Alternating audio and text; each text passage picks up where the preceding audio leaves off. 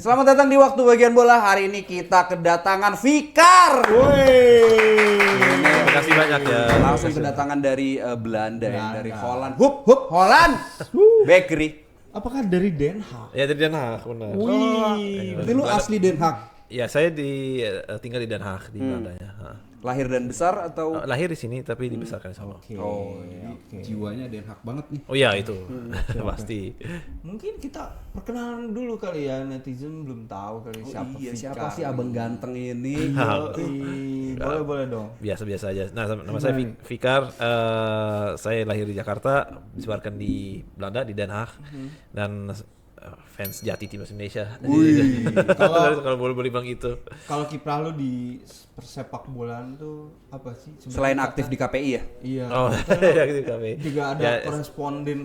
Ya sebenarnya gitu sih, kan. ya aku juga punya akun sendiri itu Garuda Internasional, di mana saya nge-share semua perjalanan saya sama teman-teman saya datangi pemain diaspora yang aktif di Eropa. Saya share di situ. Dan saya juga aktif di Garuda Holland, itu komunitasnya. Oke. Kalau Garuda Internasional itu akun pribadi saya, Garuda Holland komunitas yang kita kalau ada misalkan nobar Iya. di sono atau event-event lain itu kita share sebanyak mungkin di Garuda Holland.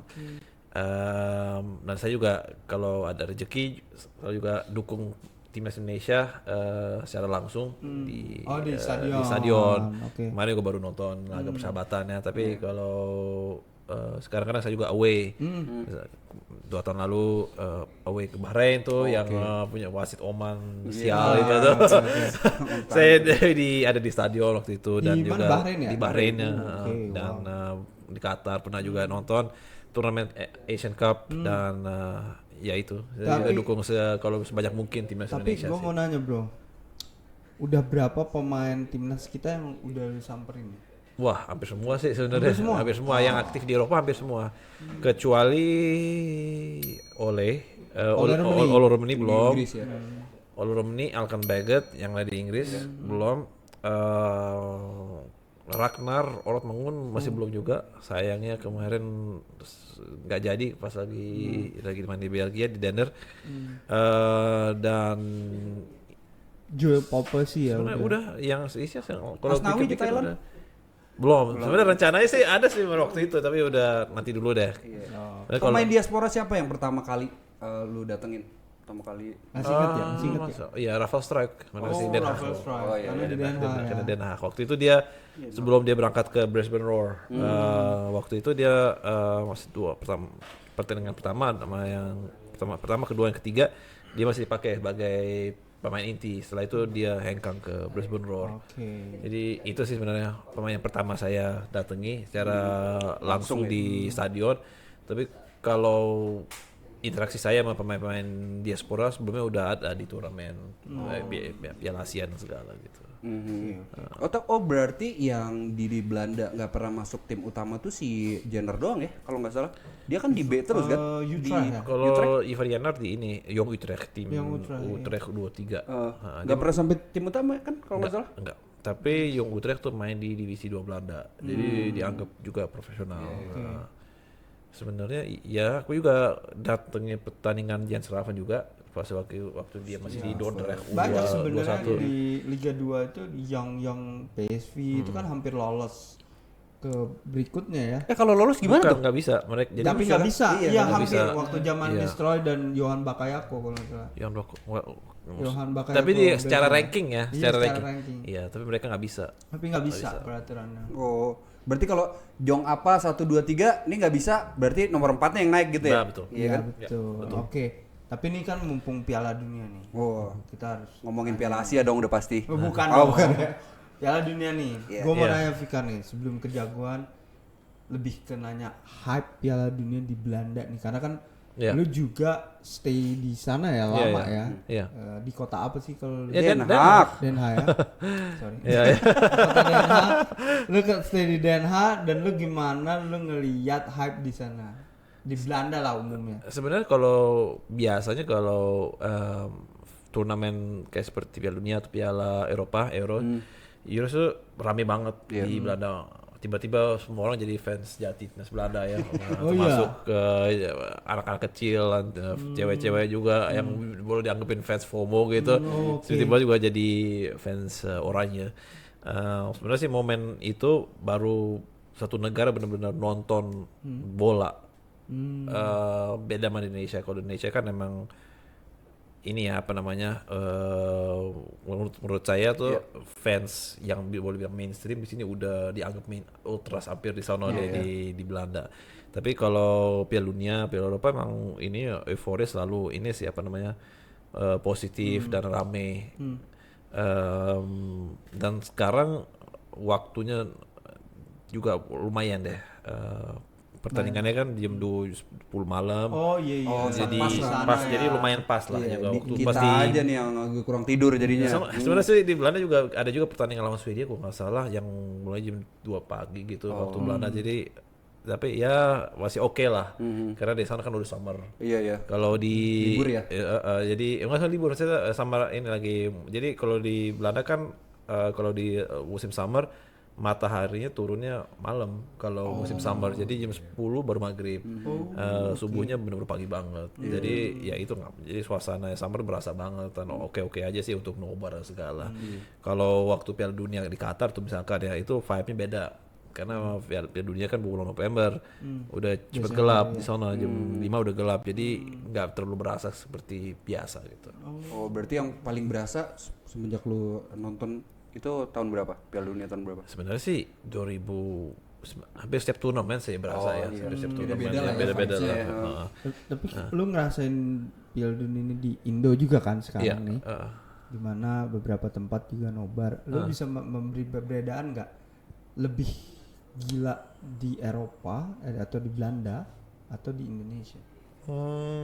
Pertanyaan bagus sebenarnya. Sebenarnya sih kalau bilang vibes-nya sih kurang lebih sama. Tapi bedanya emang bukan peserta di situ. Indonesia kan bukan peserta Piala Dunia kali ini sayangnya. Seandainya ya kalau Indonesia masuk Piala Dunia kali ini oke. 100 kali lebih besar. 100.000 kali lebih besar. Ya. Jadi kurang bisa dibandingkan. Kalau tapi Belanda kan nggak masuk Euro sama Piala Dunia 2018 nggak masuk Piala Dunia. Nah itu vibes baru bilang kurang lebih sama sebenarnya sih sama sekarang. Hanya fans bola sejati yang mengikuti semua laga Piala Dunia. Di Belanda begitu juga. Berarti gila juga ya Indonesia ya bisa dibilang karena Iya. kita ini bisa menyamai vibes-nya Belanda yang lolos ke Piala. Bahkan kita ada fanbase-nya sendiri loh, Indo Oranye itu kan Ada kalau nggak salah. Indo lawan Indonesia iya. Nanti gue buat Indo Kurakau. Kurasau. Kurasau. Kurasa. Oh, iya. Tapi apa kan Piala Dunia tahun ini kita ngomongin 2026 dengan skuad yang banyak yang baru. Menurut gue yang sisa-sisa pemain yang 2022 tuh ya hitung jari lah Van Dijk, Nathan Ake. Iya. Gimana lu melihatnya dan juga ini kan Koeman ya? Iya, jadi Apa perbedaannya antara Van Gaal dan Koeman tuh? Kalau yang lu lihat. kalau Louis van Gaal orangnya sih iya apa ya jelas ya dari awal cara bermain dan kasih tahu kemampuan kemampuan timnya di mana sisi yang bagus yang sisi kurang. Kalau Ronald Koeman agak ragu menurut saya sih di beberapa posisi dan itu bisa terlepas dari komposisi pemain. Contoh misalkan striker kan ada Memphis Depay udah nggak Memphis Depay yang kita kenal beberapa tahun yang lalu dan juga main juga di Brazil sampai 2 minggu sebelum pertandingan Piala Dunia dimulai dia masih belum latihan, masih recovery, jadi kebugarannya juga kurang baik.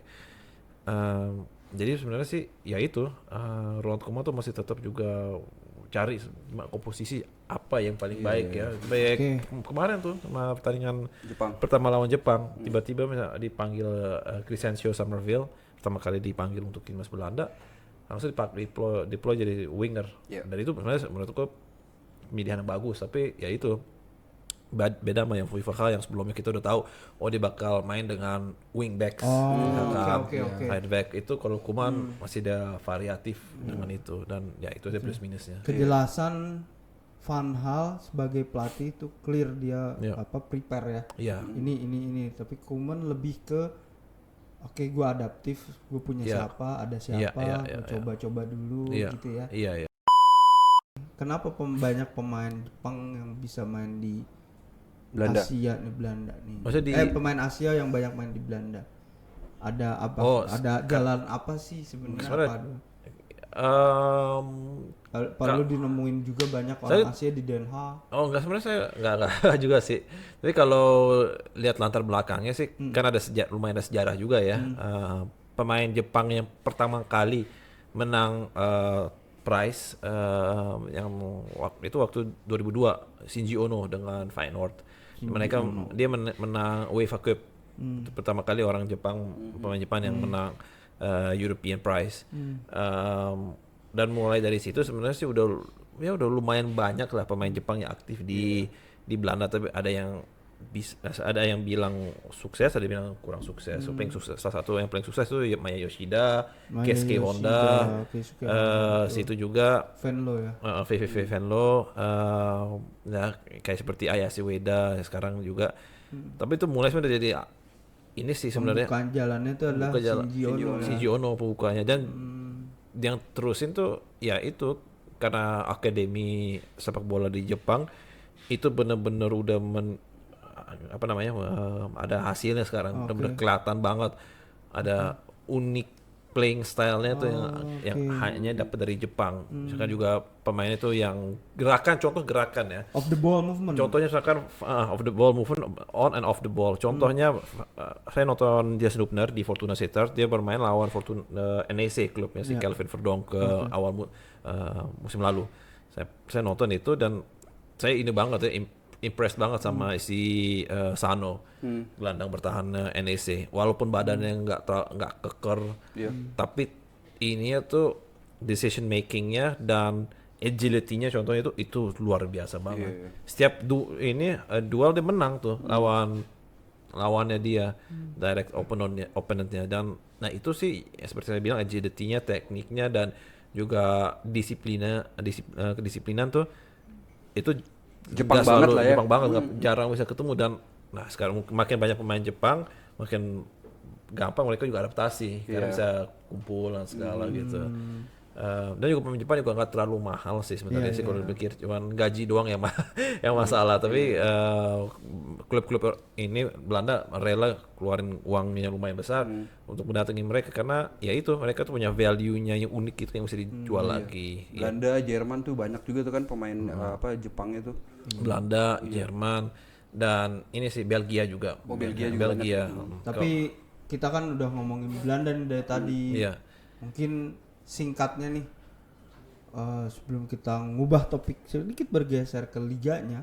Iya. Gue nanya sejauh apa nih Belanda bakal di Piala Dunia menurut lo? Wah, sebenarnya sih agak susah juga ya untuk prediksi habis pertandingan pertama. Tapi feeling saya round of 16 atau quarter final. Bisa lolos grup lah ya. Wah itu wajib itu sih. Iya sih. Itu Swedia harus ngeri sih. bro, 5-1. Iya, 5-1. Lawan Tunisia tapi. Ya Indonesia, Iya. tapi kan ini Ada pesertanya tiga kan besar ditambah. lah. Oh iya sih. Jadi dengan satu kemenangan sama satu kali imbang udah pasti lolos. Jadi ya babak berikutnya harus menang sih tetap. Tapi kalau bisa bilang quarter final ya. Info aja pelatih Tunisia itu adalah pelatih ganteng dari Saudi Arabia. Hervé Renard ya. Gua kaget loh kok. Oh ternyata dia udah nggak di Arab ya. Udah nggak lagi. Padahal ngalahin Indonesia loh. Iya. Ngalahin tim besar. King Indo. Iya King Indo bro. Tapi gimana nih perkembangan Eredivisie dan lu ngelihat perbedaan di liga kita ya? Memang komparasinya agak jauh tapi banyak pemain naturalisasi kita yang juga diaspora yang bermain di kita gitu loh. Apa sih perbedaannya gitu menurut lo? Kalau on the pitch, maksudnya on the pitch ya. On the pitch. Kalau on the pitch temponya jelas tempo, intensitas. Kalau taktis banget. Mulai dari build up dari belakang, jangan selalu ya maksudnya itu mereka juga kadang-kadang temponya tinggi, kadang terangin dulu, terus baru belum ke belakang. Dan itu sih sebenarnya si profesionalisme juga. Oke. Jadi tiap klub itu punya stadion yang kayak lintasan atletik, ada fasilitas latihan terpisah, dan begitu sih sebenarnya. Itu PR Masih kita sih, masih fasilitas. fasilitasnya. Kalau Fasilitas, bahasa pegawai itu sarpras. Apa tuh? Sarana prasarana. Sarana. Gitu. Sarprasnya belum nih, kurang Pak, kurang. Kalau si ini pernah nonton nggak? Siapa dulu yang Kribo? Bagus Kavi. Iya. Ya, Oh waktu COVID itu jadi Oh iya. nonton. Itu juga potensial tapi banget. menurut gue mau nanya nih ya, bagaimana orang Belanda itu tahu gak sih, aware gak sih soal kita Banyak. Indonesia? Iya. Pemain Yang Indonesia. iya begitu, mereka Oh, iya. mengikuti sejauh apa? Iya. Karena kan Iya. mau banyak pemain turunan mereka gitu loh Iya, di, iya, benar-benar. di timnas kita gitu. Iya. Gimana sih orang-orang Belanda ngeliat ini? Bahkan Belanda itu banyak kan, Sebenarnya sih Belanda reject itu banyak loh. Istilah Belanda reject itu ada di Maroko, Curaçao, Ya, sekarang di timnas Indo. Gimana mereka Sebenarnya ngeliat kita gitu? sebenarnya sih overall sih positif. Tapi pasti ada sarkasmenya juga dan mereka tuh anggap bahwa oh ya Indonesia nggak jadi ancaman, yang main buat timnas Indonesia juga pemain grade B, grade C. Iya. Nggak ada masalah. Jadi apa ya, agak double feeling juga gitu. Kalau timnas Indonesia udah mulai serius banget ya, maksudnya aku udah bener-bener kompetitif banget gitu, atau kapan benar itu mesti terjadi, maksud aku udah bener-bener udah 50 ke atas ya rankingnya segala gitu. Mereka baru pikir wah ini kita harus hati-hati banget dengan Indonesia. Kalau saat ini mereka oh ya nggak apa-apa, it's welcome, gitu, bisa pakai pemain jasa diaspora. Tapi ya itu mixed feelings karena dari satu sisi saya tuh selalu baca tuh Instagramnya media Belanda yang besar. Dari satu sisi Football mereka, Orange. Football Orange. oh bukan banyak deh.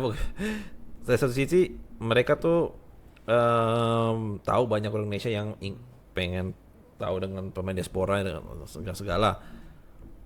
Mereka manfaatin juga.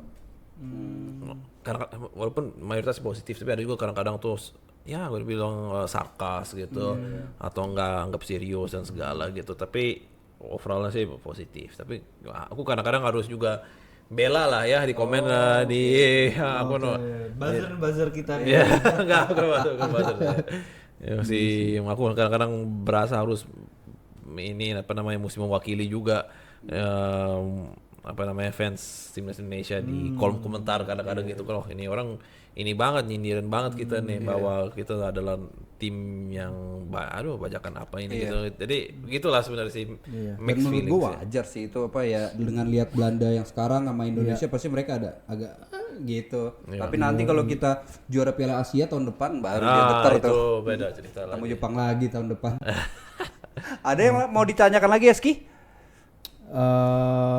Mungkin last ya. Last ya.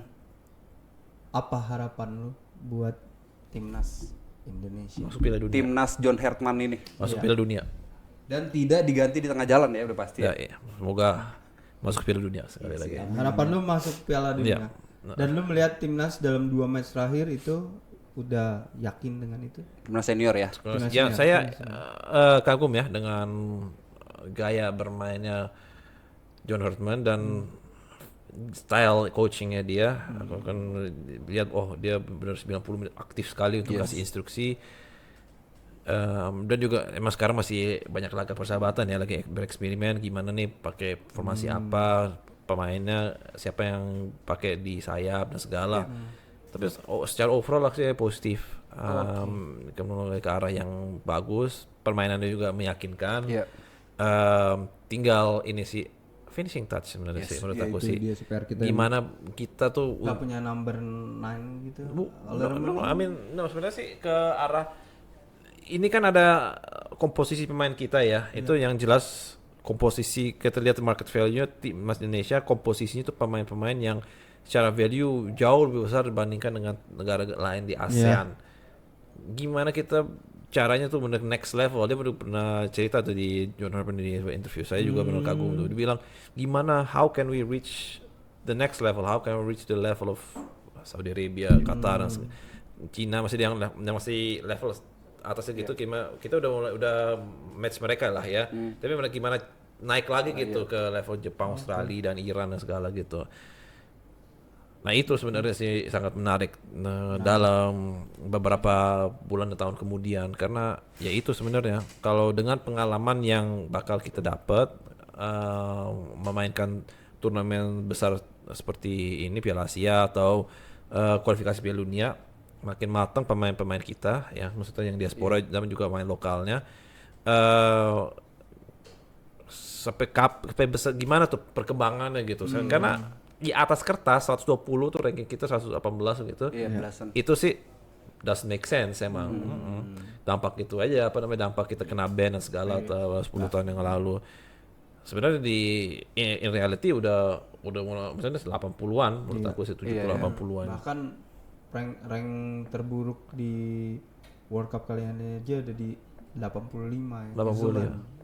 New Zealand ya. Ya, jadi ya oke. Iya. Oke. Jadi seru sekali ngobrolin Belanda dan timnas Indonesia, dan ini gua rasa lu akan kembali ke Belanda lagi atau? Iya. Udah ikut lagi Oh, udah. Oke. Jadi mungkin next kita bisa ngobrol lagi ini ya, mungkin menyambut Piala Asia. Gue tunggu lu di Indonesia. Gimana, Fikar? Oke, jangan lupa follow Instagramnya Fikar dan juga apa satu lagi yang Garuda. Oh, Garuda Internasional. Garuda Internasional. Garuda Internasional. Kalau lu pengen mengikuti perjalanannya dia, nontonin pemain-pemain diaspora di Belanda atau mungkin yang di Thailand juga boleh. Tuh. Terima kasih banyak ya. Yes, sama-sama. Ini sampai jumpa lagi di waktu bagian bola. Terima kasih.